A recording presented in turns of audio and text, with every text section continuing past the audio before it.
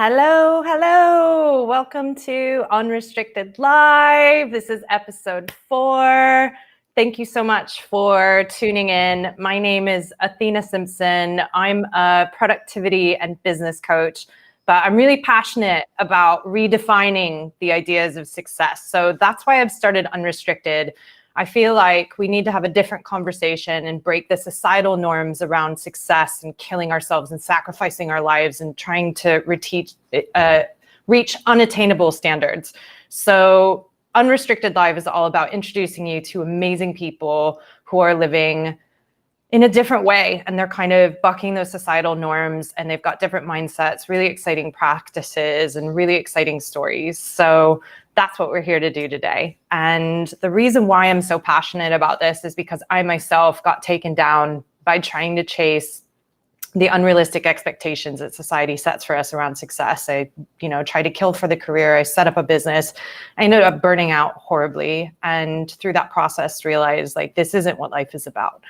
Life is about having our time, having our freedom, having our friends, and still being able to have success. So I met a lot of amazing people along the way on my journey, and I felt like I was being selfish by keeping them to myself. So these are stories of ordinary people like you and me that are living extraordinary lives. So without further ado, I want to introduce you to one of my favorite people in the entire world, Hannah Diment. So please join me in welcoming Hannah.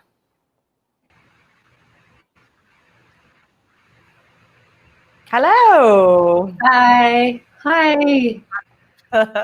So happy to be here. So happy to see all you people. I think my mom's downstairs watching too. Acted as much. Hi, Mom.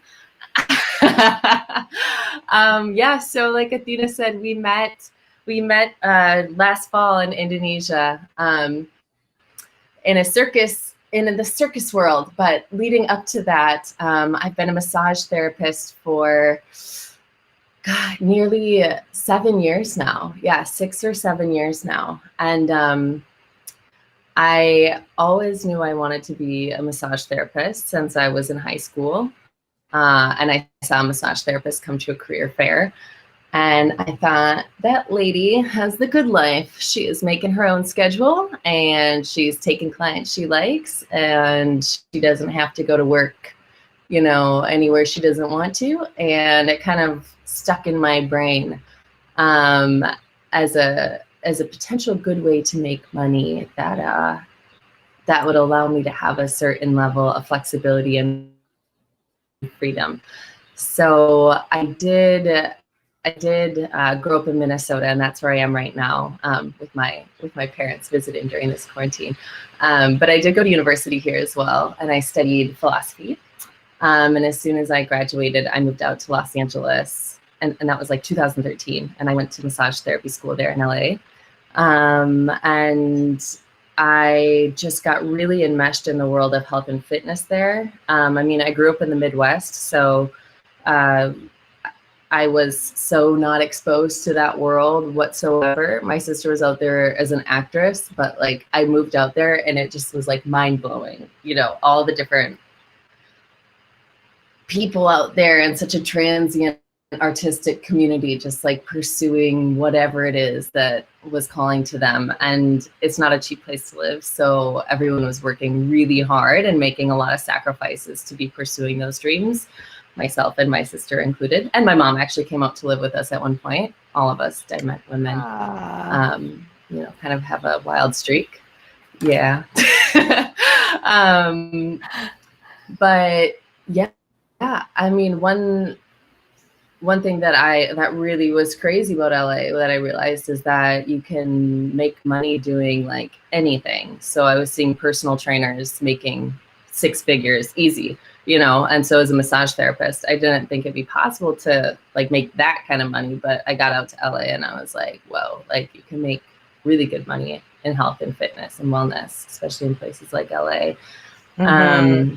And Athena knows this story, but I ended up getting randomly, not randomly, I had a pretty good network in LA, but I ended up getting a job, one of my first jobs in my first year as a massage therapist, as the massage therapist to a prince in the Middle East. So I packed up my bags and I moved to the Middle East, where I stayed for nearly 2 years, traveling and doing massage. And when I left there, I was 26, and I was just like so ready to like explore the things in my life that I wanted to really dive into, which was circus and movement. And I've also told Athena a lot about my investing, which we'll talk a little bit about today too. I made a decent amount of money in the Middle East, and I had a very steep learning curve with figuring out what to do with that money. And so I tried real estate investing. I tried investing in startup companies. I spent a lot of money on boots. Oh, is now a good time? Let's see. The boots. Woo! The boot off. Yeah. I will tell this story in a minute. Yeah. So to how I know you. Yeah. So basically at that point in my life, I just was, I really wanted to find a way to make passive income so I could not have to worry about money, and not have to worry about doing anything that wasn't in line with like my happiness and my sense of freedom, and like my values and like my values for myself. And I just wanted to do what I wanted to do like all the time. I wanted to wake up feeling just like super excited about life and like positive, and love the people I was living with and working with. And, so I thought, if I just have a certain amount of money every month, like I'll never have to do anything I don't want to do again, pretty much, which led me into real estate investing, which was a whole crazy thing, right? Like, it's not passive income. I'll just give the short story. Real estate investing is not passive income. Like, unless you're pretty like advanced at it and know what you're doing and have like a good network of people you're working with. So I have some funny stories of, I did both international investing and investing in the US. And I have really funny stories from both of those, gone wrong and then got redemption in the end. But it's just been an incredible experience. The real world has given me a lot of lessons, hard lessons and good lessons. And then that led us to Indonesia. Yeah. Shortly I was following. just about to say, so tell us where you're living right now and what you've been up to for the past year or so. Yeah. Oh God. Okay. So how to say this in a very condensed and organized way. I'm in Minnesota right now. I came back from traveling internationally from September to January after a really hard year of being a landlord and real estate investor in Minnesota during the polar vortex, where pipes were breaking. I was relocating tenants. All my time and energy was going into keeping this house up and running. And I just decided to sell it. So I sold that last summer, that duplex. Thank God the market was really good. So I like didn't get killed. I actually made I made out okay. And I switched my like navigation on my GPS,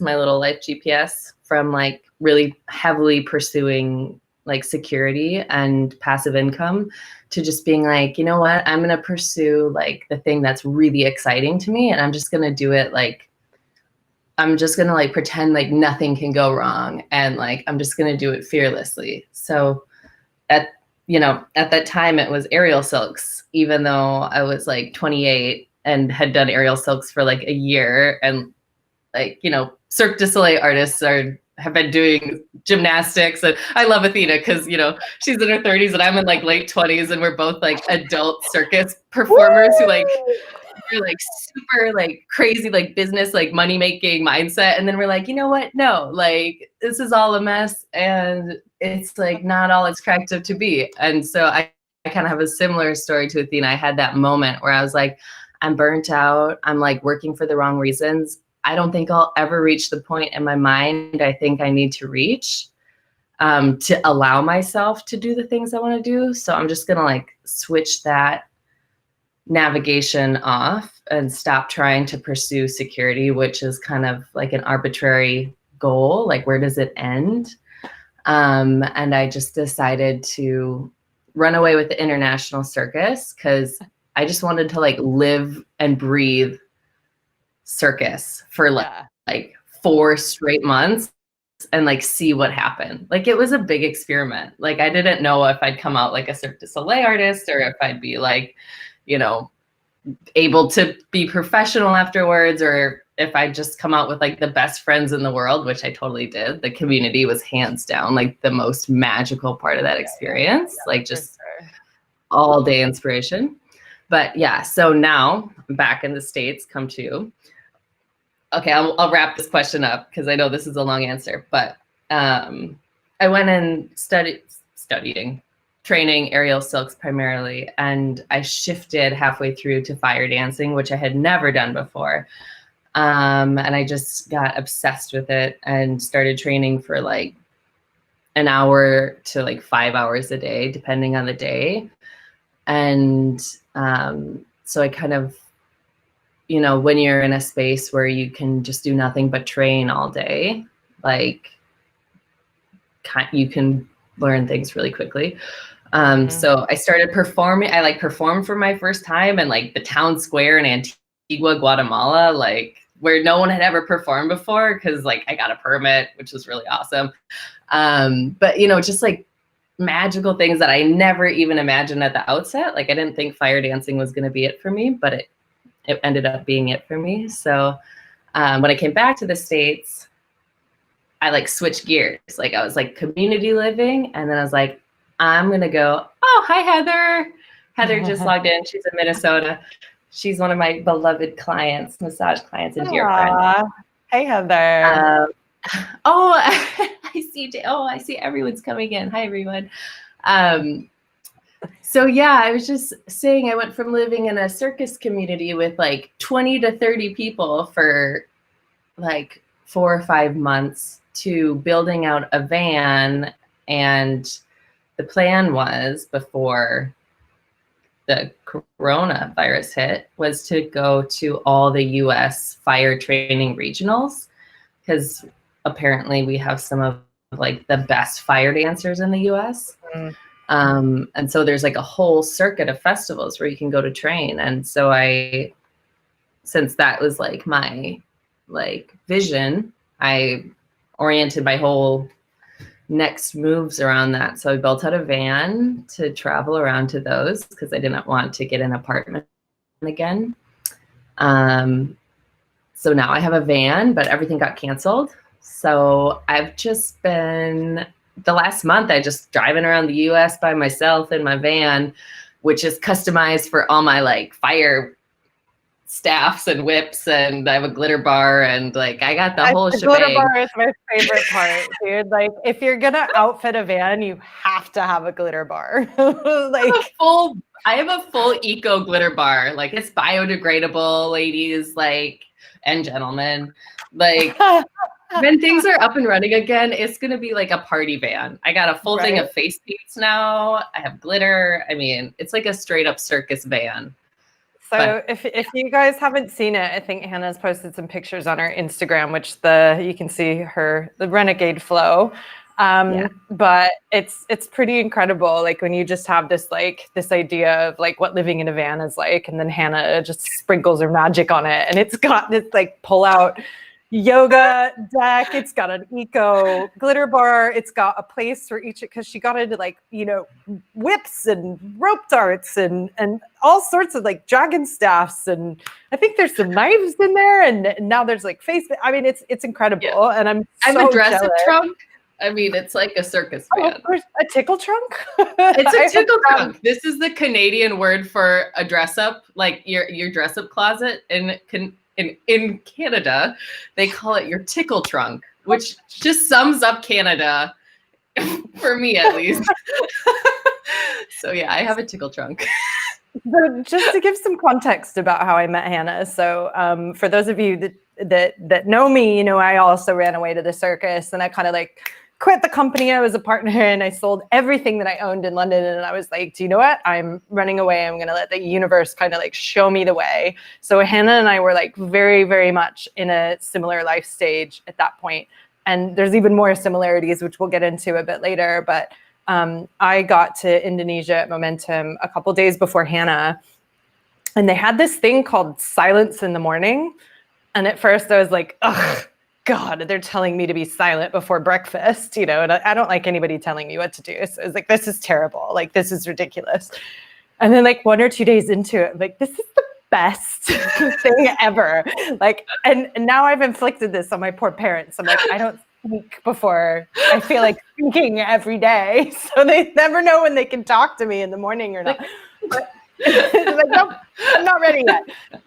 So anyways, like in Indonesia, we had to like write down our order for breakfast before. We had morning meditation and yoga every day. And if you wanted breakfast before lunchtime, you had to order your breakfast before the yoga and meditation. And Hannah's like stood at the breakfast bar by herself and like trying to figure out what was going on with the breakfast ordering. And I was like, oh, I should probably explain this to her, but we can't talk. So somehow we like mimed our way through, and this was like our first interaction, and it was like love at first mime, like from that point on I was like, I love this girl. And so it's really interesting. Love at first mime over the breakfast bar and morning silence. But so the boots story actually was also in Indonesia, and I'd been obsessing over these boots for over a year, and I found out they were going to put them on sale. Like, they're really, really rare. And they were going to put them on sale while we were in Indonesia. And there was this thing that happened every Monday that everybody in community had to go to called Community Circle. And it was like not okay not to show up. And I was like, you guys, I got to buy these boots. It was exactly the exact same time as Community Circle. And Hannah's like, show me the boots. I want some of those. So I'm missing Community Circle to buy these boots, and ended up with 3 pairs of them. So yes, they're totally practical. They're like, I don't know. Yeah. They're all. Yeah. Rhinestone platform. I've got a pair like Hannah's as well, but these are the platform ones. So, when you sell everything and you live out of suitcases, of course you need some rhinestone boots. 3 pairs. 3 pairs of rhinestone. 3 pairs internationally. Yeah.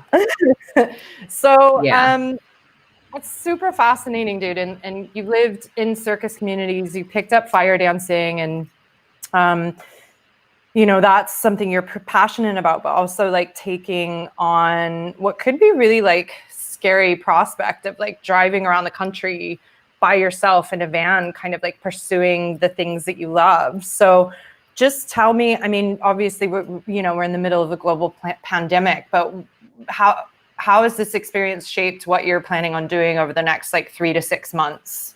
And what kind of projects are you working on right now? Yeah. So originally, when I was thinking about driving around in the van, I don't know how much, I think a lot of the people here in the US, but we have this land, it belongs to us, essentially. It's called BLM land, and anyone can stay on it for 14 days for free. And there's some really beautiful spots. So it was my intention in the van, like, I'm gonna go out and I'm pretty much gonna do like a fire pilgrimage. This is what I thought, like, for myself. Like, I'll do, like, the fire festivals are canceled. One big thing that I did go to one flow festival before everything got shut down in Wisconsin. And one thing that I noticed, and this I noticed actually all throughout the circus community, all throughout, this goes across like circus performers, across massage therapists and other healers, and just across people who like really want to give their gifts and do something that might be scary for them. There's like oftentimes a relationship with money where it's like, I don't have enough of it to pursue the thing I want to pursue. Yeah.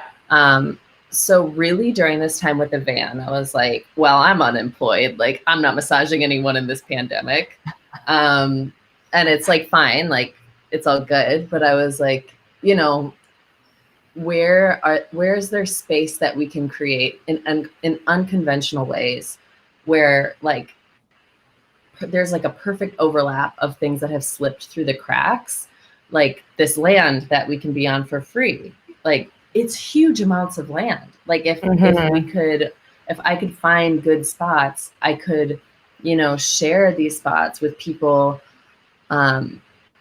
you know, both in the fire training community, circus training community, but also just like any group of people who are like, I'm going to use the word, I know we all hate it, but tribe, like people who are like your people who want to go somewhere and share skills together. Like there are ways to do these things. Like if you really want to learn something, or if you really want to excel at a skill, like you don't have to pay thousands of dollars to do it. If you don't want to, I guess so right now my passion is kind of exploring, really simplifying things to like the bare bones, just to explore like really how little can I be like rapidly pursuing these things that are really important to me. Not having to pay rent is huge. Being unemployed, I'm not paying health insurance right now, which is a really expensive cost in the US. Other countries, sometimes it's not, but in the US, if you're paying healthcare insurance, that's expensive. But otherwise, I mean, right now it's been really empowering just to explore like how much I can limit my expenses, and then really focus on like, which to me, limiting your expenses is like just taking away all the excuses, right? Like I don't have to work because my expenses, I've limited them so much that I don't actually have to work a ton to get by right now. And that's not the case for everyone, and I'm not saying it is, but just, you know, to explore creating an environment for myself, and then to share that with other people, where you can just ruthlessly focus on the thing that you want to be focused on. So like I went out in the desert and I could just spin fire for like 8 hours a day if I wanted to. In some places it was like 100 degrees, and I was like, this is not a place that I would like, you know, I was like, an aerial rig would fit great there, but it's like 100 degrees and there's no shade. So, you know, these are like the things that I learned on my like little pilgrimage. You like go to the sites and you kind of see like the layout, but it really does exist. Opportunities exist if you are creative and open to it, and not always shutting yourself down. Like I don't have enough money. I don't have enough time. Like it's not possible for me. Like I truly believe it's possible for every single person if you have a positive attitude and you're like willing to be super creative. And like there's a network of people, like Momentum Collective, where Athena and I met, is like a solid network of people who wants to see everyone else live the most insanely creative and magical fucking life that you possibly can. And it's like, it takes a little bit of maneuvering, but I like truly believe, and I'm super passionate about this right now, is just what it takes to create environments where you don't have like that little voice in the back of your head always nagging about you need to be doing this other thing. Like you can create an environment to totally focus on training your circus, your music, your, you know, whatever it is you're doing. Yeah, I think it was really interesting because when I finally made the decision to like leave London, I was amazed at how actually like easy it was to go through that process. Cause I think we have it in our heads, you know, the societal standards, like you need to have a mortgage and you need to have all this stuff. And like, holy crap, we are conditioned with like, buy, you know, like my Amazon Prime habit was off the chain. And then when I was getting rid of all my stuff, it was crazy. Like when I was getting rid of all my stuff in London, and I literally was like, I have to get rid of everything because I'm not keeping a storage unit. I need to sell it all or give it all away. And having 30 different strangers come through your house and root through all your stuff, and you're giving away all this stuff that you like paid for it to be brand new, and you're just so willing to like let go of it. So it was really interesting experience for me, like all of these material things, like I thought I needed to feel, you know, like I had everything, or like I had what I needed, like, oh, I need to have a home that looks like this, or I need to have this sort of thing. And like, I'll tell you what, parting with my Tempur-Pedic Euro King mattress and 4-poster scaffold steel bed was the hardest thing I did in that process, right? Like I to go live in like a little hut. Literally a bamboo hut with no toilet, like nothing. I was going to live in a bamboo hut with a mosquito net. Like, and I was like, should I put this bed in storage? You know, like in London, like storage out there is really expensive. But I guess to just build on your point, like what you're talking about, like limiting down and seeing what expenses you don't have. I think people are terrified of taking a risk, right? And it's like, I've gone through this process now twice. I left LA to move to London, and I put everything in storage because that gave me security to know that I had a bunch of stuff. The thing that happened was, you know, I left my ex that I moved there for within a year, and I didn't even have a pair of sheets, but I had a bunch of stuff out in LA that I was paying for in a storage unit. So we get so attached to material things when actually they weigh us down. And Atticus and I talked about this on on episode 2, you know, like these things that you don't realize like have a tether on you and take up your mind space, you know, because she was going through clearing out her storage unit and stuff. So actually you can live much, you don't have to have all the bills and all the things if you don't want to, but I think that's terrifying for a lot of people. So I think it's really empowering to just have an experience. You know, it's not for everyone. Like not everyone wants to live in a van. Like some people really like to have a home. Maybe I want to have a home again someday, but like just to know that like you don't have to compulsively like be getting more stuff or like a bigger home or like a better car or like the cycle that we kind of get into, like now I'm making more money, and then you instantly like upgrade like your spending habits as well. It's like, then you're like tethered to, you know, then you're creating. And I bet my mom is laughing her ass off while we're talking because I have so much stuff stored at my parents' house right now. My dad took a picture once and he wanted me to post it on Instagram and be like, this is what, like, because I was talking about like, oh, it's like, let go of your stuff and like simplicity. And he's like, I want you to post this picture on your Instagram of like just boxes of stuff. But the thing is, if my parents had to sell their house for whatever reason, like I would let go of that stuff. Like, and I know that I would because I just don't want to carry it around with me, you know? Oh, like, you might have an interesting conversation after this, now that you've just said that. Like mom and dad are going to be like, I mean, but like, but like, I really appreciate you keeping all my stuff. I always joke, this is like my treasure island here. It's like my treasure island, and I like come and I like leave like my little like booty from all my world travels, and then I like go out again and I'll like come back, and my dad doesn't like it. He really doesn't like that at all. But yeah, I would agree with that. So you said, you know, like when I asked you, what do you want me to call you? You said you're a student of life. So just explain to me what that means to you and what are you learning at the moment, and feel free to list. Give us the list, Yeah. and then you can go into the other things. Okay, so right now I am diving really into singing. Yeah, my mom just commented. Yeah, hi, Mom. Please don't get rid of my stuff. I love you. I really appreciate your hospitality. I'm just going to show Shelly's comment here. Good to know, virtual hug. So, I've just outed you. I'm sorry.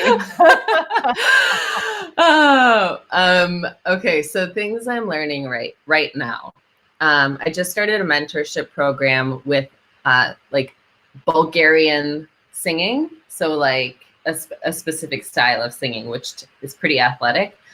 So I just am working with a vocal coach for that. I'm getting into drumming. I got the violin out. I'm playing the violin every day. I'm learning some Old Norse, and I'm studying like runes right now. Can you just explain that for those that might not know what that means? Yeah, so runes are like those little symbols that were written on stones all over Northern Europe a long time ago. And there's like a lot of mysticism and symbolism and like mythical stories surrounding those. And I had a great desire to study them and learn more about them when I returned from my travels. And so I got a book, and then I found the author of that book, and I met with her when I was in Portland. She lived there, so I like hit her up and I was like, hey, you want to like get together? Like, I really like your book.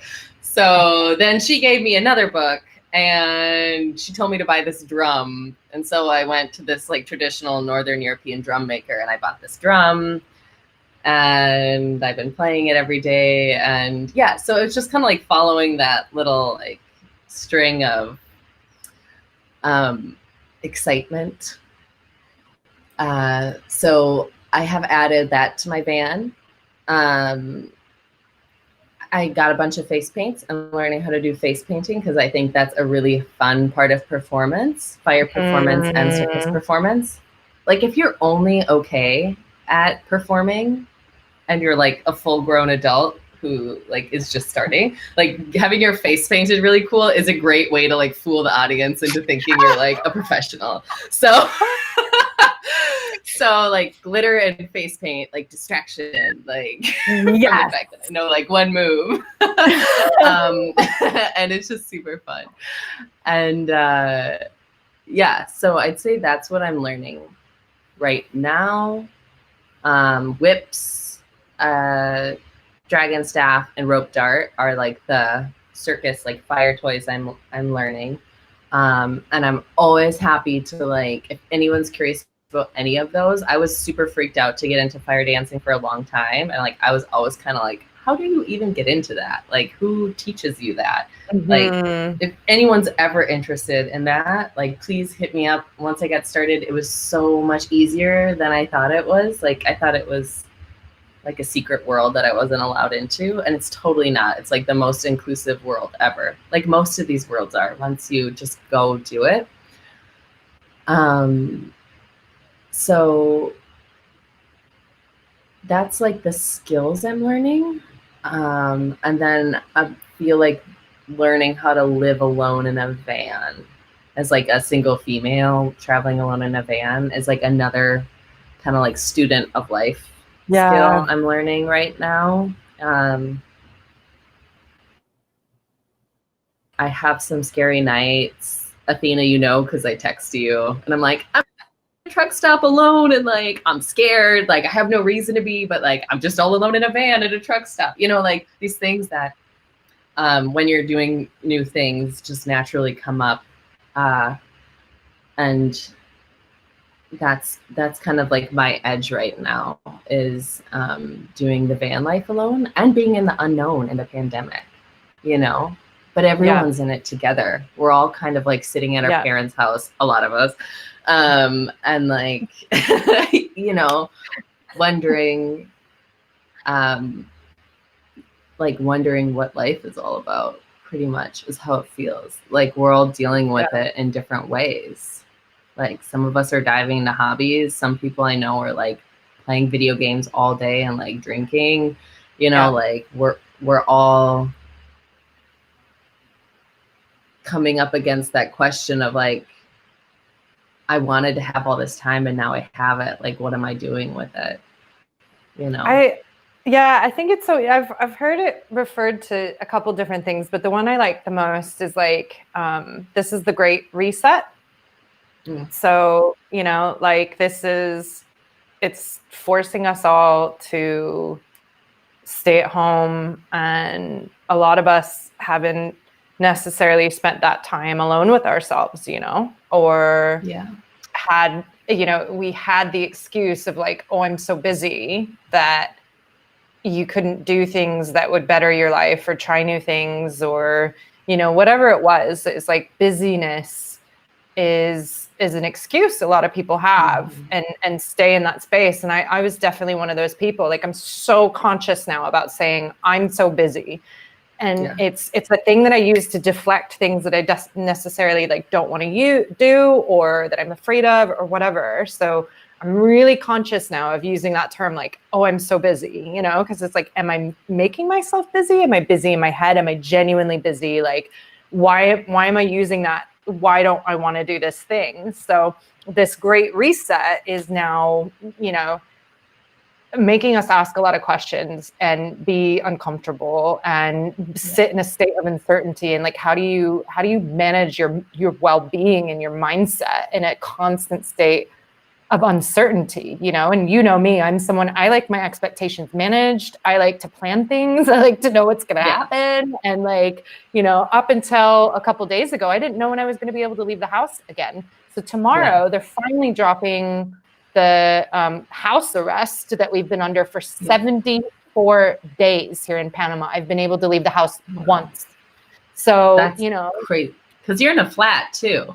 Yeah. And there is outdoor space. It's Panama. The weather is beautiful, but like no direct sunlight, you know, like, and they did say you can go outside to exercise a week or two ago, but it's only within a specific, you know, time frame. It's rainy season here, so a lot of the times it's raining, but you know, it's a really interesting time, and I'm really excited about it in a lot of ways, because I feel like people are finally starting to ask themselves questions that they didn't have time for before, you know, and it's messy and it's uncertain, and like we have no idea how this is going to play out, but at least a lot more people are kind of like alert to what's going on, and within themselves and outside of themselves. So on that note, like with all of these things that you're learning, like, how do you discover these things to learn, and how do you decide what to do? And then also, like, what about when you no longer want to do something? Because I think there's a lot of fear that people have about learning new skills. You know, I'm one of them. Like, am I going to be good at this? So I'm probably not going to start because I'm not going to be good at it. Or you feel like, oh, I've put so much into that, I need to keep doing it. So you have an interesting vivacious like thirst for knowledge that I love, and I think it'd be good to hear about it. Yeah, well, you met me in a time when I was like so we met in like a circus community where everything was just like optimized for exploration. So I went there and just like let myself totally freely explore everything that was available there. I will say that the foundation of that is feeling financially secure. So like I feeling financially secure, and like I know what's going on, and like I'm gonna be good, allows me to like open up and freely try these things. And I have this like way I like to think about it, like in nature, like with reproduction, right? Different species of plants and animals reproduce in different ways. Like if you think of like a dandelion, like it has a ton of seeds, and you like blow it and the seeds all fly, and some of them plant and some of them don't. And like, if you think of an elephant, it has like a 2-year gestation process where it like carries this baby for 2 years. And it like really needs that baby to survive. So like, I see people have kind of one of these or somewhere in between with their creativity and their passion. Like, some people know what it is that they want to do. And like an elephant, like that, they like put all their energy into that one thing. And it's like, that's the thing that they're going to bring forth into the world. And then there's like some people like me who just like want to try everything. And it's like, this really helped me because when I realized like the animals that have lots of babies, like they have lots of babies because not all of them survive. Like, that's the same thing with the things I pick up and try out. Like, I don't feel guilty or like I failed if I have to let some of those things die or go or wait till another time. And that did take a lot of time for me to kind of come to terms with, because I do get really excited about beginning things. And if I don't finish them, like I feel a lot of guilt, like I'm a failure. But the things that have stuck have been like a major source of joy. Like fire dancing is one thing that really I can like think of right away. And massage therapy. Actually, massage therapy is like a little behind the scenes. Like, I'm not posting on Instagram like I'm massaging today, you know, but like it's still something I do. I mean, I do have more videos of massaging than the average massage therapist. Just trying to get it out there in the world. Marketing. But you know, the things that do stick, you know, I'm grateful. I'm really grateful for those things because it just worked out with those things. And I am grateful for myself for allowing those things to be ongoing experiences in my life. And I'm like, you know, maybe I don't do dragon stuff anymore because I'm like 80 and I'm covered in burns. But, you know, then I'll have my singing practice that I've been doing for like 50 years at that point, right? Like, it's just kind of, you know, trying things out and seeing what fits. I'm at the point with aerials right now where I'm like, is it something I keep pursuing or do I let it go? Athena, you know, I organized my whole life around aerials after my last like big massage job. I quit everything. I quit my massage business. I sold my duplex in Minneapolis. I traveled across the world to pursue aerials single-mindedly. And I did it for like a month before injuring my shoulder so bad that I couldn't even do like an inversion or anything anymore on the silks. Like, I had to stop doing silks. And it was like, what do you do at that point when everything you organize your whole existence around is like not an option? Well, that's when I started fire dancing. But it's like I'm at that point where I'm not injured anymore and I have the option if I want to start doing aerials again. And it's kind of like at that point where it's like, was aerials leading me to something else? Or is it something I want to start up with again? So it is an interesting process. It's super interesting. And I think a lot of the guilt we have around not completing something or letting something go is not necessarily our own guilt or our own perception of us. It's our worry about what other people are going to think if we let go of something or we abandon something, you know. And it's the exact same feeling I had when I started my food company in London back in 2013. And, you know, when you start a business, people that aren't entrepreneurs don't understand the process. So they helpfully or like supportively are like, so are you, you know, an overnight millionaire? Are you successful yet? Like, what's happened? Da, da, da, da, da, da. And then you're like, oh my God, it's so messy. Like, I don't know what the hell I'm doing.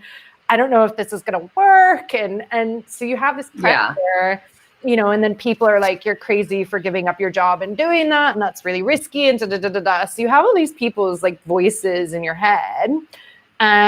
And then, you know, you end up sticking to it too long, or trying to like make it work to like show people. And, you know, I did that with that business. And I got to the point where I was like, I don't even like this. And this is destroying me. And it was one of the most freeing things I've ever done to like let go of it. And it was like it took years for me to finally like get rid of everything and shut the company down. And it's like, and I'm still paying all the business loans for many years on that business. You know, I just call it like a business school loan now. But I was more worried about people thinking I was a failure than I was actually being a failure. And so that's part of why these conversations are so important. Like this idea of unrestricted, it's like also releasing ourselves from the voices in our head that are not our own. So like when we want to do something, when something excites us, when we don't want to do anything, when we don't want to do something anymore, like we should be tuning into our own voice and like trying to reprogram these other voices that exist, which most of the time they're not as bad as we think they will be, right? Yeah. Like, and if you do get like negative kickback, you like realize that it's like not the end of the world. No. Like, and often it's a reflection of how people are feeling themselves, right? Yeah. Like they're projecting whatever is going on with them onto you. So it's like, but developing a tough skin around that is really difficult and takes some practice. And a good group of like, I think our group of, you know, having a community of people who really see what your overall highest thing you're trying to achieve, or like your overall highest good is, and will like support you through those phases, like, and can reflect back to you like you're not a failure, like you're doing really good. Like that's really helpful too. Or just like when it comes to social media, I used to feel the need to like over explain myself and be like, this is what's happening, and like I'm gonna let this thing go, and like I'm totally releasing this, and like I let it go, you know. And it's almost like now I'm way more of the mind, like if I'm starting something I'm really excited about, like I don't even share it with people a lot of times, because it's like I feel like I'm looking for them to be like, that's a great idea, Hannah, and that makes a lot of sense, and like that's a really smart move. And if they don't do that, I get in my head about it. But it's like once, you know, I shifted it to a place where I just don't feel, I just try to consciously not tell people or over explain myself until the thing is at a point where it can kind of stand on its own 2 feet. And I have to let something go too, just like you said. Yeah, I think we're skipping around on the order, but I think it's a good time to talk about, you know, like, you know, when getting advice from others and how to decide like who you get that advice from and who you listen to and how you distill that down. And we were having an interesting chat about that the other day. And I'm just wondering if you could share that now, like how you make a decision about who you listen to and who you take advice from. Yeah. Well, that has changed a lot over the years. I now am really aware when I'm sharing with someone, and because I want for them to say I'm doing the right thing. But more often, like I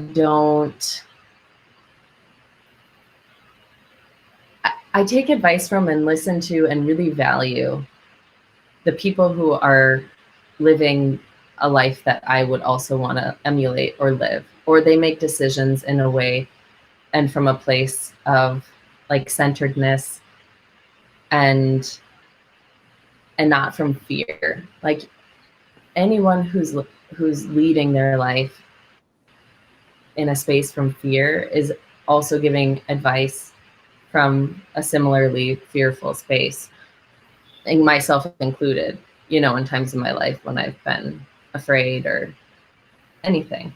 Like more often than not now, if I think something is too crazy, I just don't share it yet, except for with my very closest girlfriends who are also crazy.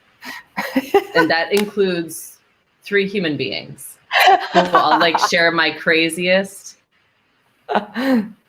plans with, you know, because those like the craziest plans that make the least amount of sense, but that I find myself wanting to do more than anything else in the world, are also usually the most vulnerable and die the most quickly if they're exposed to like a lot of fear right at the get-go. And I've changed my life course before because I have exposed my deepest like desire to the wrong person, and it's been met with fear, or like, why would you do that? Like, what's your reasoning? And I'm like, I don't have a reasoning. Like, I don't have a reasoning I can say right now. And then it's like falls flat at that point in time. Yeah. And sorry, go ahead.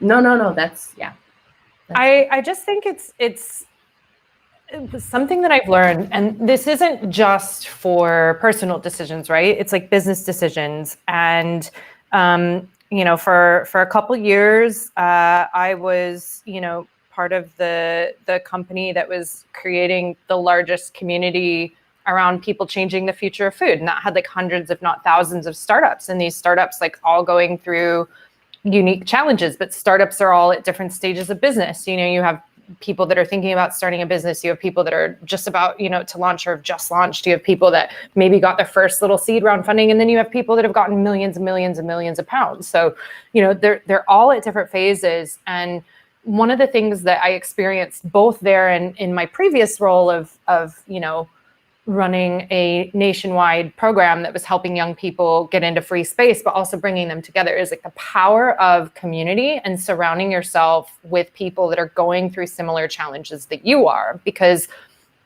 for all intents and purposes, your family or your friends or your network that are not going through what you're going through at the time, they might be thinking they're giving helpful advice, but it may not be, you know? So it's like, it's not necessarily like, don't go to them for advice, but if you do start talking about your thing, like really evaluating, like, what space is this person in? Do they have experience with what I've gone through? Like, you know, how much do I listen to this? So I think, you know, like our group of girls, or even being in community and like being around other performers or people that like have made a massive life transition, it's like not many people have ran away to the circus, right? So a lot of people aren't necessarily, they might be thinking they're being helpful and being like, I don't know if you should be doing this. This sounds dangerous, But at the same time, it's like, have you done this before? So I loved that video that you sent me with Brene Brown. And, you know, she was talking about the critics, you know, and she's like, invite the critics in.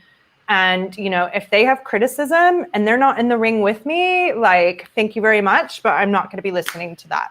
So, you know, if you're starting a business, if you're doing a project, if you're trying something new, if you're going outside of the norm, you know, friends and family will want to naturally support you and protect you. But you need to find people that are going through something similar, that are starting a business, that are learning fire dancing, that have sold everything and ran away to the circus, you know, so that it's like, you know, that other people that maybe have been there, they might have tips. So like, you know, the amount of insight and knowledge sharing and books and, you know, building through like things of our personalities has like been incredible. And I don't think any of that would have happened had I not found people going through the same thing. So I guess it's my long-winded encouragement to everybody that's thinking about starting something new, whether it be a business or a hobby or whatever, is like, try to ingratiate yourself with people that are going through the same thing. And you will get different responses than you do from the people closest to you.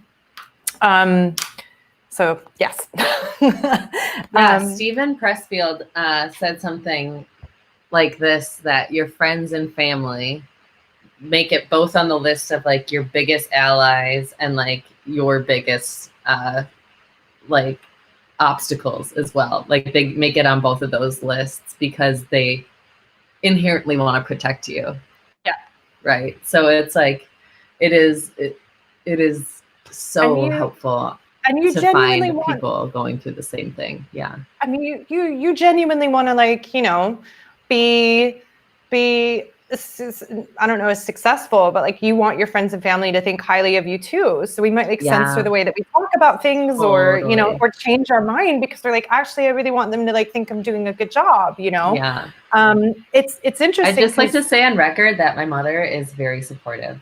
So is mine.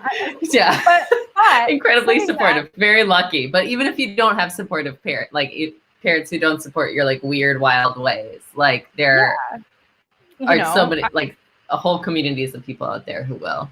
But saying that, like, I wrote a book, you read it, you fed back, you gave me very, very honest feedback that, you know, the perfectionist in me was like, it was hard to read, but it was so beneficial.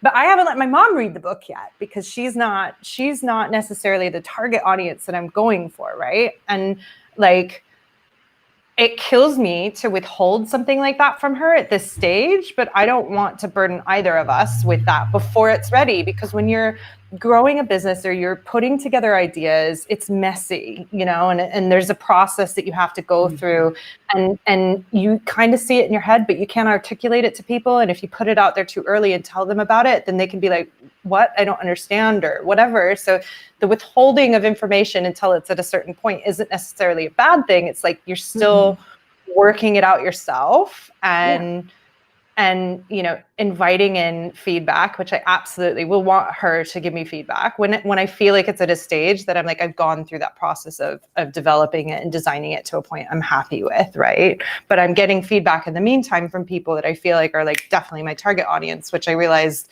I hadn't really figured out my target audience. So that in itself was like a wonderful process to go through. But before I tangentate too far, I saw that Giomira is tuning in from Germany, and last week she was tuning in and we started talking about breath work. So I said, you have to tune in this week because Hannah's all about breath work. I know Gio's like knows a little bit about Wim Hof, but for the rest of the people watching, like tell us about breath work and why people should be doing it. Okay, well, I mean, any like super freaking magical tool that like doesn't take up any space in my suitcase, I'm like all about. And breath work is 100% one of those things. Like any state that you want to experience physically, like mentally, spiritually, breath work can either like help you get there or can just like straight up take you there. So like there are so many. Okay, so let me just throw out one name right off the bat. Dan Brule, author of a book called Just Breathe. If you're interested in breath work, that's like pretty much the current like wham bam thank you ma'am like Bible of breath work. Like it'll hit all the main spots, including Wim Hof. There are just so many variations on breath work. I mean, you can use it to affect your parts of your system that you have no other ways of affecting. It's like a foothold into controlling like the autonomic nervous system. So I'll just give one breath work, which I found to be very helpful because I think we're all a little stressed out, no matter how cool we are, like during these times. Just to demystify the term really quick, breath work is basically a fancy term for breathing. It's just breathing. Yeah. Different patterns of breathing to do different things in your body, right? So like if you exhale longer than you inhale, so say you inhale for 4 seconds and you exhale for 6 seconds, it doesn't need to be exact. It will actually activate your parasympathetic nervous system in all of us, no matter who you are. Your parasympathetic nervous system is responsible for like relaxation. Yeah. So your sympathetic nervous system is like your fight or flight. So like doing like a really rapid breath, like a breath of fire. If anyone does like Kundalini Yoga, it's like the really quick inhale, exhale through the nose. That will activate your sympathetic nervous system. But doing a longer exhale than inhale will activate like your relaxation, the opposite of fight or flight, which like if you have trouble sleeping or you're stressed out, doing even like a couple minutes. I mean, this stuff is like so well scientifically documented by this point. It's just pretty magical. Will just like totally chill you out. They've used it for like PTSD, insomnia, all sorts of different stuff. But I use it at night to sleep. It's really helpful. But like way more exciting is the breath work that like gets you high, right? Like that's what we're all in breath work for. So so you can also do types of breath work. There's actually a type of breath work called DMT breathing, which stimulates the pituitary gland to release DMT, the molecule. I'm sure we're all familiar with it, but when you do, when you explain it anyway. Yeah. When you die, it's released, and it's when a lot of people see like the tunnel when they die. That's what it's attributed to. And also ayahuasca. When you drink ayahuasca, that's the DMT is responsible for those like incredible visionary trips people go on, right? Sometimes not so incredible. Like sometimes people have really scary experiences with ayahuasca as well. The one thing that's really nice about breath work is you have a lot more control, but you can still go to a really deep space with it. So I've seen things in breath work. I've seen like visions and colors and shapes, and that type of breath work I think is really helpful to do with a practitioner or someone leading you, just because you can like relax a lot more and go a lot deeper than trying to do it on your own. I usually like snap out of it when I'm doing it. But yeah, if you're interested, Dan Brule is someone to check out. And yeah, you can read all about it. But upregulating your immune system.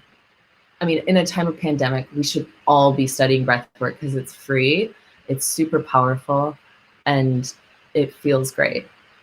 And yeah, I think there's a resurgence of it right now.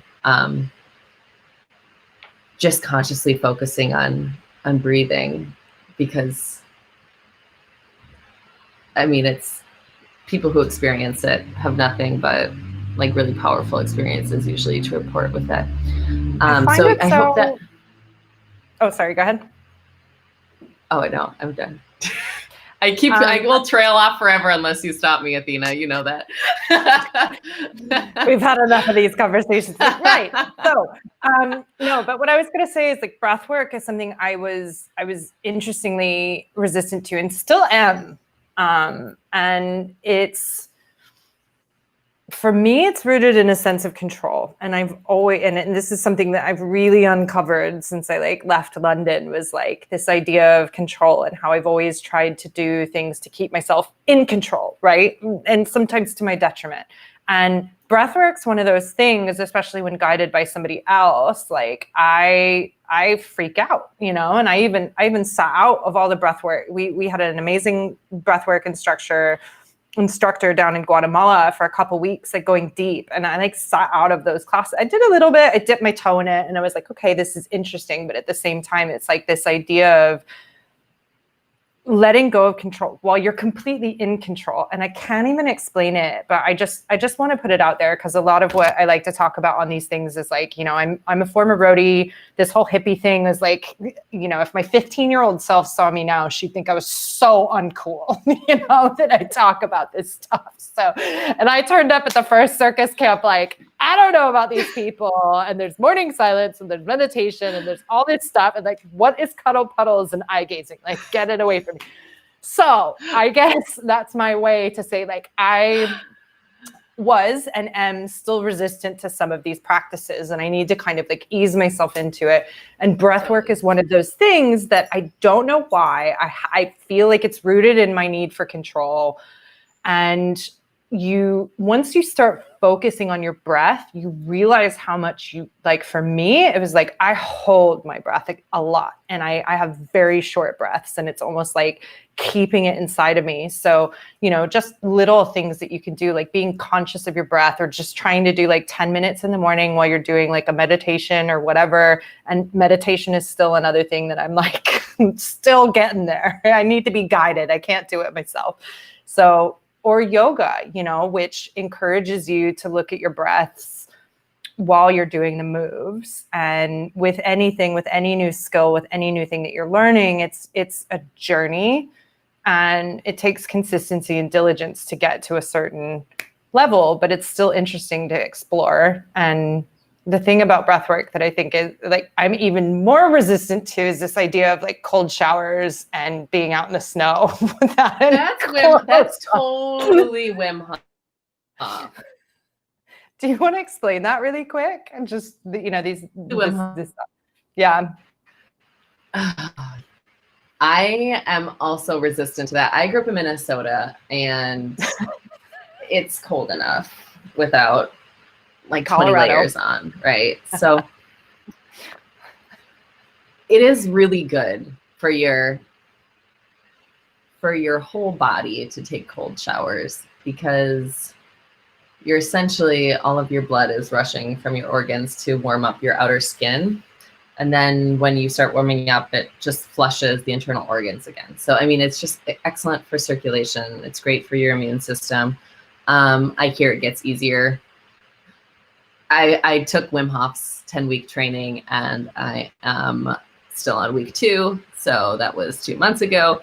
Here we are. It's okay.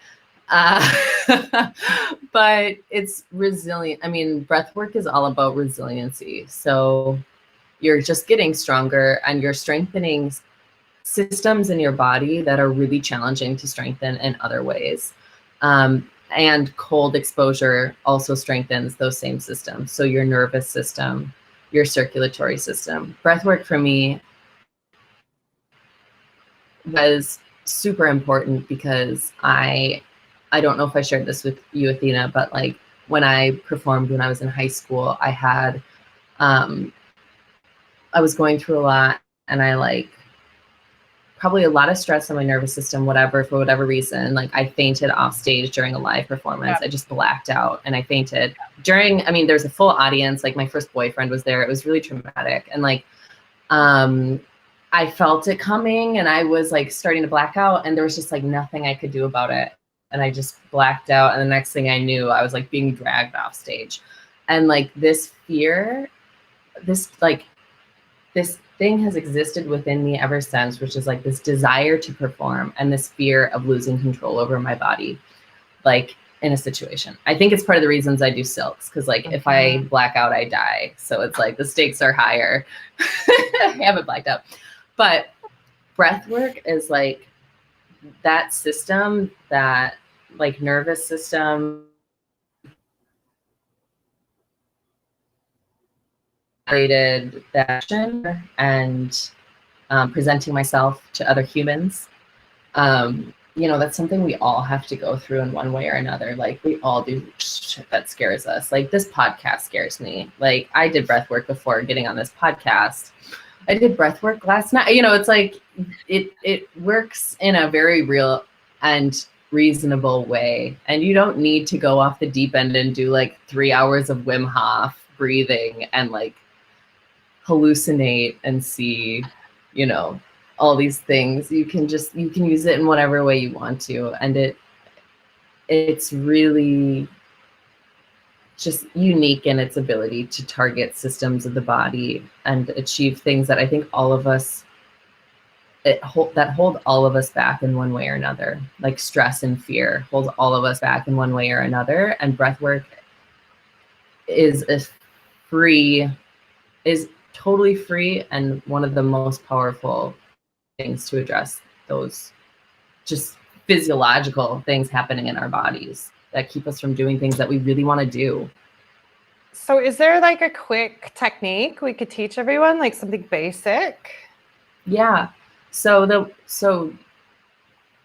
one that I was talking about would be if everyone were to just like sit up straight with their spine straight. And this technique is through your nose, and you inhale. So I'll count to 4 and you'll inhale. So let's do that now. Inhale through the nose, 1, 2, 3, 4, and then exhale through the nose, 1, 2, 3, 4. Keep exhaling, 5, 6, And then inhale through the nose. 1, 2, 3, 4. Exhale. 1, 2, 3, 4, 5, 6.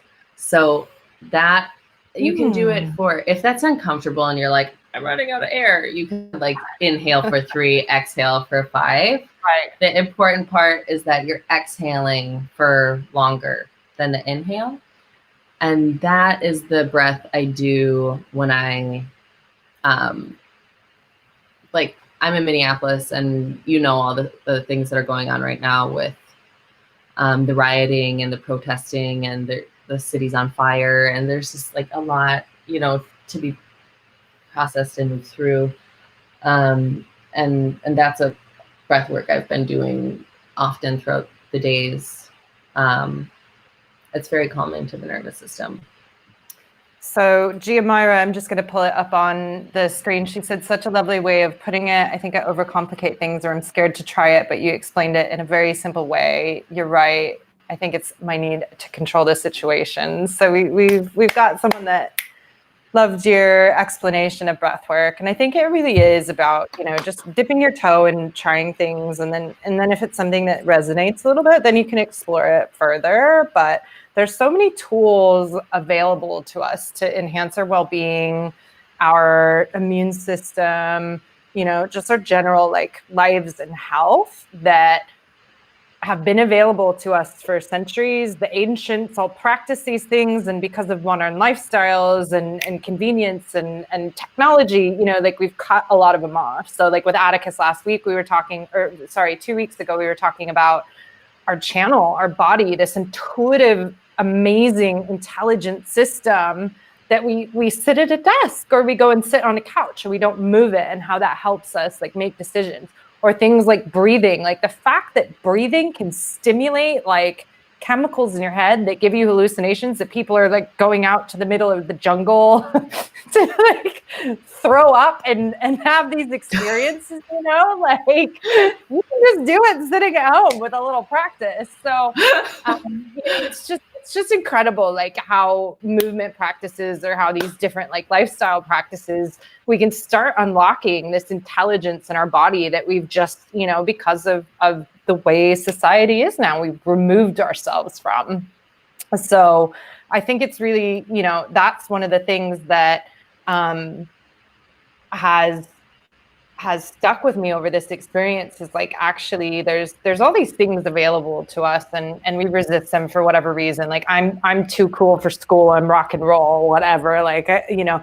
And I always think it's so funny that people that work in the music industry, who are like the biggest fans, go to concerts and they sit like this at the concerts, like, and maybe bob their head.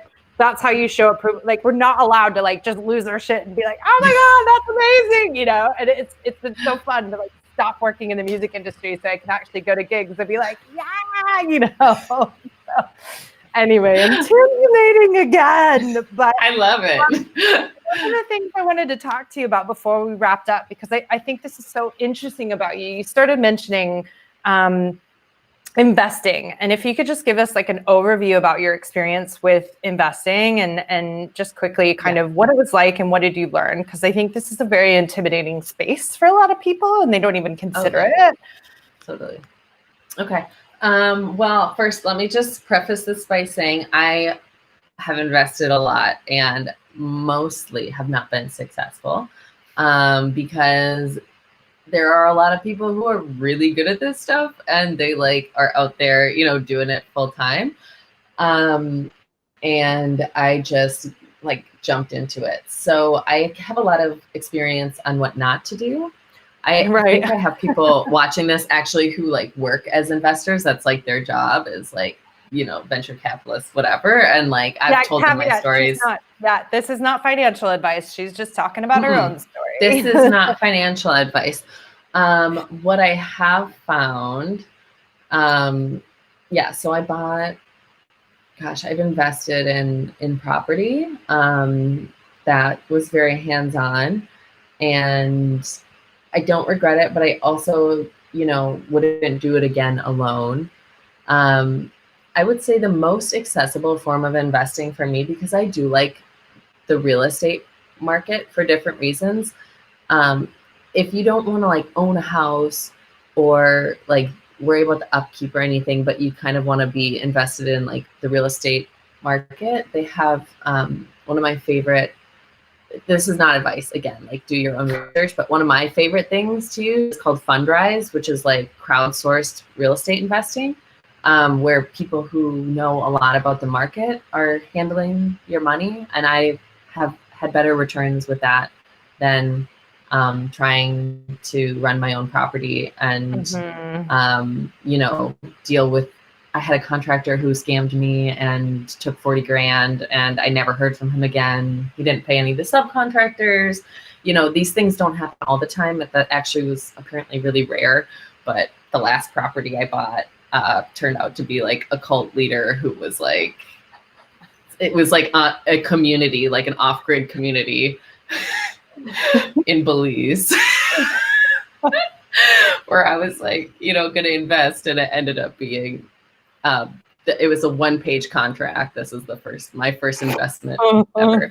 It was a one-page contract, and I did not have a lawyer look over it. So if it's a one-page contract, that's a red flag. Probably always have a lawyer look over everything all the time, always. Especially if you don't know what you're doing.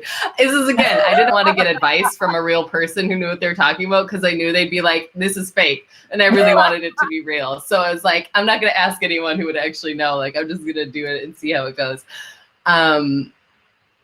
Luckily, this is when I just got my job in the Middle East. So I was like, it was fine. You know, I've recuperated. But I've tried to be savvy and invest in like startup companies, companies that I thought sounded really cool and that would be really successful, and then lost all that money. So like for me now, I tried like the hands-on, like I'm gonna really like put my money to work and like make my money make more money for me, and like I'm gonna be really involved in this. But for me now, like the most solid way to invest, because of the human being that I am, and I don't want to think about that ever again. Like I just invest in, I use Vanguard to just invest in like a predefined portfolio for someone my age, which is just the easiest way to do it for me. And I have the best returns doing that. And I use this thing called Acorns, which is really fun. And it's like anytime you spend money, it like takes a certain amount of money and invests it for you. And I actually have like, this is bad. Like I actually have like $2,000 just from like swiping credit cards. Like just, they moves over like 5 cents every time you use your credit card or something. And somehow I have like, you know, it accumulates though. Like if you just don't want to think about it, but you like, you know, so they've created a lot of ways to just like make investing easy and accessible for someone who doesn't want to think about it. Now, like for me right now, I want to have options in the future. Like I would love to potentially buy land with like a group of women at some point and like build a circus commune that we all can be on for half the year. For example, that would be something I would like to be an option in my future. So like I set aside money in an investment fund that will be available to me in like, if I wanted to pull money out in 5 years, but it's still, you know, it's still growing money in the meantime. So that's how I invest now, you know, like I keep my costs in life low enough where I can invest like a few hundred every month. But if anyone has any questions, I've learned so much on real estate investing. And I know a lot of people who are in that world. Like if anyone is interested in buying a house, if you're living in one city, it can be a really good investment. Like if you're gonna live in that house all the time, there's something called house hacking, where you can like buy a duplex for pretty cheap, and it can be a really good investment long-term. For me, like I just want to travel and just wanted it to be passive income. That wasn't a good option for me, but I have seen a lot of people do that really successfully. And it has turned out really, really well. And they didn't work with contractors who scanned them. So I don't know, was that helpful with investing? Yeah, or would you no, like me to because speak into anything else? I think it's back to that whole like success notion, right? So a lot of people, we have this idea that like you can get rich overnight, and particularly the investment attitude in the US really scares me because, you know, again, at the last company that I was a partner at, we had investors as part of our community, and that was in London. And the way that investors work in London is like they want to see startups that already have traction and returns before they put money in. Whereas in the US, it's just like an idea gets millions and millions of dollars thrown at it without actually proving any viability, right? I mean, look at Fire Festival. Like that on a gross scale, something that was like completely mismanaged and also not the core product that people had invested in. So, you know, and this is happening all the time. We just got that story because, you know, rich kids were trapped on an island somewhere. But the way investment works is, you know, you need to be willing to lose the money you're putting in. There's no guarantee with it, right? So learning about it as much as you can at first, or doing things like you're doing where you're now entrusting your money to people that know this space, because it is complicated. And if you don't know this game, if you just go in and start playing in it without doing your research, without talking to other people that have done it, without dipping your toe in very small ways and learning from that process, you can lose a lot of money.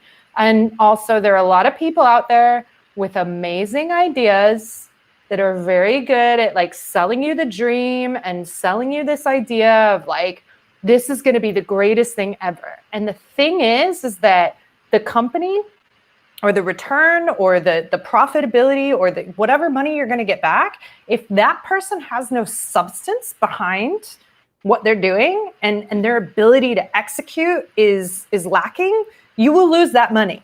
You know, you're giving your money to a storyteller and they've painted a story, but they've not actually put anything behind it. So, you know, and you learn these lessons the hard way, and that as a result has made you more savvy about like how you spend your money. But the thing is that investing can also Fire be toys.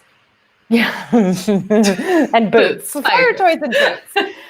But it can be a really lucrative thing to get involved in. And I think a lot of us are scared to even look at this space. So I'm only putting out warnings, like don't give your money to people that haven't proven that they can make money or that they know what they're doing. Like if you're just starting to play in this space, and you and I have had discussions about this, like early stage startups that are just getting started are a massive risk. And if you can't afford to lose that money, don't put your money in. Do something like Hannah's doing, where she's finding other people that day in, day out, this is what they're looking at. They're the ones that are checking the viability of, you know, the companies and whether the founders stand up and whether they've tested the market and whether there's demand for it and whatever else. Because there's a lot of admin and asking questions and asking questions maybe that feel uncomfortable if you're going to be investing directly into a company yourself. Did I encapsulate? I would say, like, I hope. Yeah, absolutely. I would say a lot of my the worst investment mistakes I ever made were from a fear like of investing in myself and the things like my own business or my own ideas or creative projects. And I never regret investing in those things, even if they fail. And I really would love to see more people like in the healing space, you know, having more prosperity, because like we can do a lot with more resources. It doesn't have to be a ton of resources, but just like if you feel free, even like your healing capabilities will become more free and flowing. Like, so I do think investing is super important, and it's like growing your own little garden of resources. And it really is not that even like $50 or $100 a month grows a lot. And doing it modestly, like doing modest investing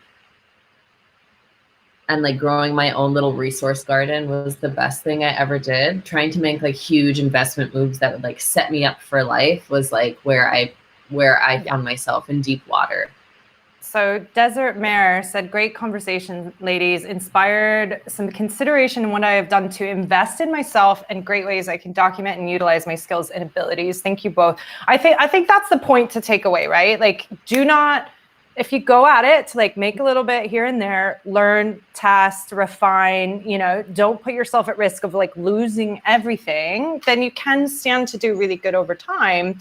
But, you know, going to somebody that sells you like, I'm going to give you 1,000,000% return and you're going to be rich overnight. It's like, if it feels too good to be true, it probably is.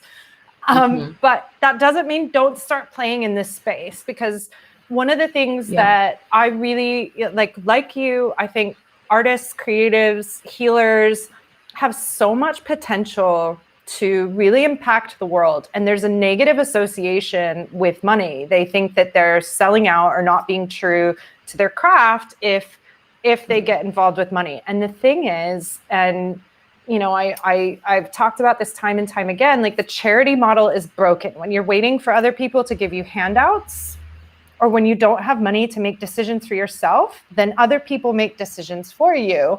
And it's the same thing in life, right? Like if you don't get to a place where you are working out how to charge for your craft or charge for what you're doing and genuinely get to money, you're going to limit your ability to be able to make impact and to be able to scale what you're doing, because you're always going to be on the back foot and looking for handouts or being so concerned about money that you're not able to like devote yourself to your practice or your craft. So, you know, again, this idea around success, we don't need billions, but you need enough to be able to be comfortable enough to be able to like grow and scale whatever it is that you're doing. So it's really important to start looking at this space. So and really I'd also like to add to that. Can I add one thing to that, Athena, just before we end? So like the life that is being set up right now is like independent of the money that was made at that time in the Middle East. Like that's really important for me right now to be like, what's sustainable going forward. And that's been like a combination of scaling down and then like creating time to practice things like Desert Mare said that are really important to you, like identifying what skills you want to grow in and where you want to, you know, what's the word I'm looking for? Develop? Yeah, let's go that. Self-develop. Develop yourself. Grow. Develop yourself. Thrive. Yeah. And now, like, you know, there's so many different ways to make money. And everyone, no matter what it is you want to do, everyone can find, whether you have a career that you love or like you need a little extra money, like there's so many options now that I just like want to get to a space where money is never something that's limiting anyone in the creative or healing community or like, you know, so that's something I'm really passionate about and working on right now too, I guess. Okay, I'm done now. I know we're going to run over time. I just wanted to No. Do you know what? I want to run over time because there's two more questions. Well, two quick ones, one a little bit longer one. And this is something that I think is really important because you and I are very not in people's faces about this, but it was a massive part of our development. So what do you think is the best thing someone can do if they are going through intense changes or want to level up? Yes. So this is a big one. So both Athena and I, when we met, one of the main things that both of us talked about in our journeys was cutting alcohol out. And it's just like anyone who is looking to make a huge change in their life, like that is always my number one piece of advice to start with, is to like cut out alcohol and drugs. I know that might be an unpopular decision right now in this pandemic. But yeah, that for me was like such a huge part of just these last few years, just having enough, first of all, saving money to have enough money to do all these crazy things, and then also being in better health. And I didn't realize like how much I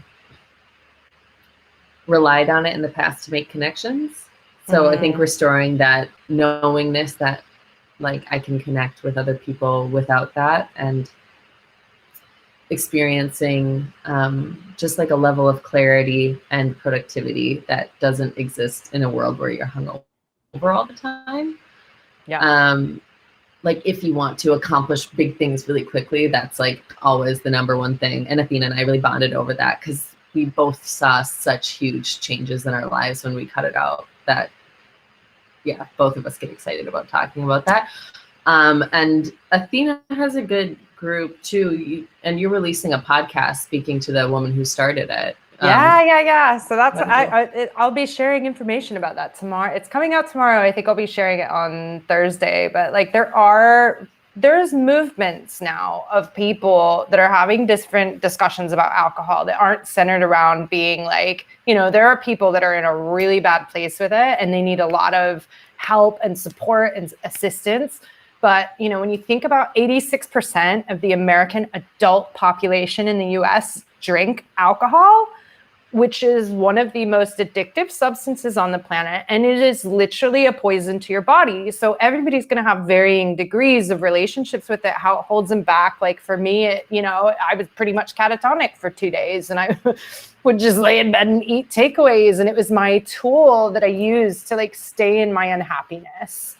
And removing that was like so terrifying for me because it was like, I knew I was going to have some work to do, and alcohol like numbed emotions for me. And it also like was just my procrastination button. So, it was terrifying to cut it out of my life, but I was still a functioning human being. So it's like, I don't think AA is right for me. And I found, this community that is like, do challenges and like up level your life. And that's really it, right? Like, if you want to have, a super productive time for something, say you're training for a marathon or like you're trying to set up a business, or you had a really tough emotional situation, you're going through a breakup, like whatever, like removing alcohol is one of the best ways to be able to like get a handle on that situation and like get ahead quick.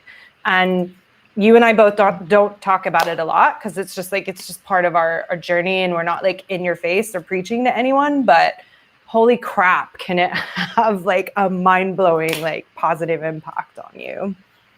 Yeah. And I'll say like, I'm not like Athena's been sober for 500 days. 500. You said the other day. 11 now. Yeah. Yeah. That's incredible. And I'm not like totally sober. Like I'll have a drink every now and again, but it no longer is a part of my life, and it definitely has no presence in my life when I'm in like the mode of creation. And I'm like in the mode of like liquefying and creating something new, and in like transition and up leveling phase. It just, and you really don't realize it until you like stop completely. And I know this is like, I still drink sometimes, but just like for people who are wondering, like, how do I like travel the world and like do all these things I want to do? Like, that's one of the easiest ways to get clear and centered and grounded as quickly as possible. If you are in that phase where you're like, in creation mode and you're trying to bring something forth, that's like, number one, like foundational thing. But you pointed out something too, financially, when you go on holiday and you drink, like that ends up being your biggest expense, right? So you can travel so much more cheaply when you don't have that, or if you like looking how to cut out expenses, like if you guys don't do budgets, like, and I mean, I've been budgeting like crazy for years, and it always was that thing that I looked at it and I was like, I can't believe how much money I spend on that, you know? So it's like, Yeah. it allows you to live a lot more modestly, or it frees up money for you to go have really nice dinners or stay in nicer places, or like, you know, buy more flights or whatever. Or just like be crazier. Like you're way, Yeah. you can be like way freer and crazier. You know, I'm going to remember this tomorrow. Be. Yeah, no, like, yeah.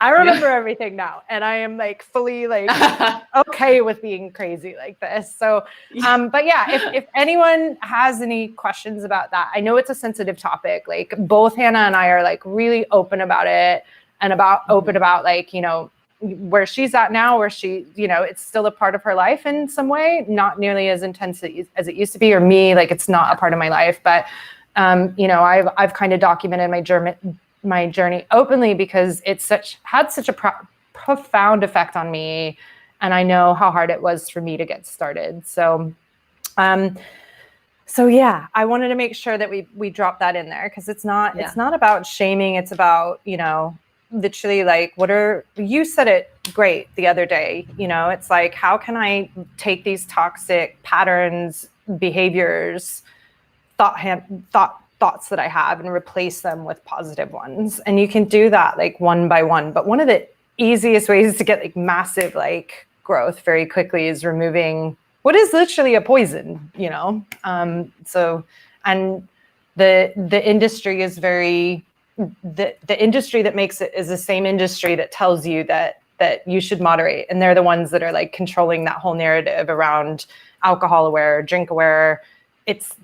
That's created by the alcohol industry. So it's in their interest to tell you things that don't necessarily like serve you. It serves their business. So anyway, two last questions. So really quickly, what does living unrestricted mean to you? Ooh, it just means being able to do whatever I want, whenever I want. Honestly, that's partially true. Although I'd say being unrestricted to me is such a good word. Just means not having to do anything that I, at a deep level, am unwilling to do. So, and having a lot of freedom of movement and a community of people who we're all having accelerated growth together. Yeah, having that really deep sense of freedom of movement and space to read books I want to read and explore all the crazy shit I want to explore.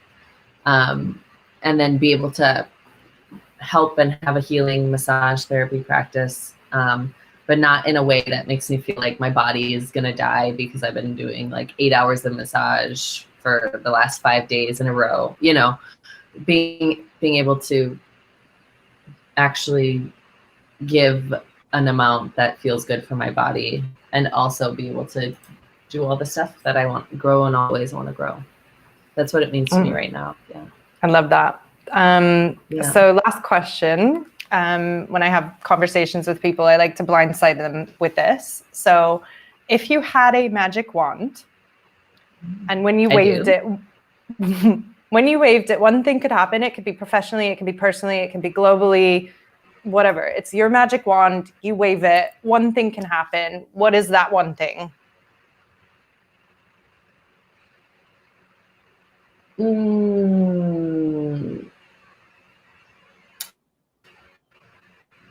I would have a fully operational circus